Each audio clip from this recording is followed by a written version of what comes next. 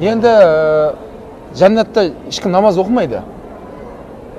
Жәннатта құлшылық қылмайды ешкім. Бірақ осы жерде мұсылмандар намаз оқуға ғашық, өйткені жәннаттың бір бөлігінде осы өмірге жасап қойған жерге барып намаз оқуды өте үлкен бір нығмет. Мына мінбер міне. Осы мінбермен, міне мінбер. Әрине қазір кішкене жаңартылып, былай реставрация дейміз ғой. Бірақ негізгі мінбердің орны осы дейді.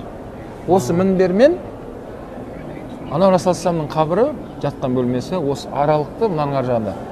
Рауда жаңа жәннат бақшаларының мекені деген сол жер. Енді раудаға кірген кезде де мынау осы қабырғаға жақындау жерде намаз оқысаңыз, прям қабырғаның түбінде сәжеде жатқан кезде ерекше иіс келіп тұрады.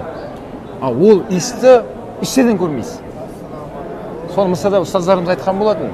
Алла нәсіп ең алғаш келіп сол жерге мен нәсіп етіп соны қабырғаның түбінде жатқан кезде іштен иіс келіп тұрады.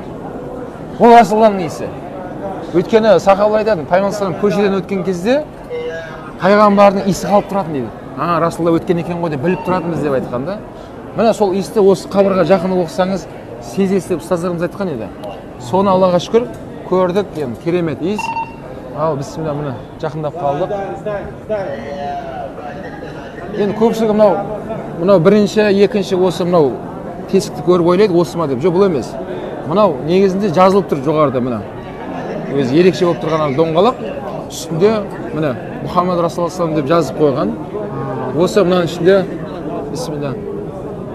Ассаламу алейка я Расулаллах, ассаламу алейка я Хабибуллах, ассаламу алейка я Хатаман Наби саллаллаху алейхи ва саллям, ассаламу алейка Абу Бакр Сиддиқ радиаллаху анху, ассаламу алейка я Умар Хаттаб радиаллаху анху. Мына екіншіде Умар Абу Бакр Сиддиқ, үшіншісінде міне ар жағында көрініп тұр. Осындай пайғамбар салам жанында екі досы жатыр радиаллаху анхумдар. Бұл Абу Бакр Сиддиқта пайғамбар салам айтқан, үмбеттің бүткіл тақуалық иманын таразының бір жағына қойсаңдар, Абу Бакр Сиддиқтың иманын тақуалығын таразы екінші жағына қойсаңыздар, Абу Бакр Сиддиқтікі сөзсіз басат дегенде салмақ ауыр болады деген. Бұл хадис. Міне сол Сиддиқ шыншыл болған Абу Бакрдың жанынан өттік. Жанында Омар шахид жатыр.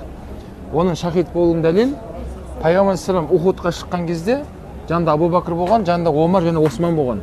Ухуд тауы пайғамбардың шыққанынан, қуанғанынан тау теңселген дейді. Ухуд тауы.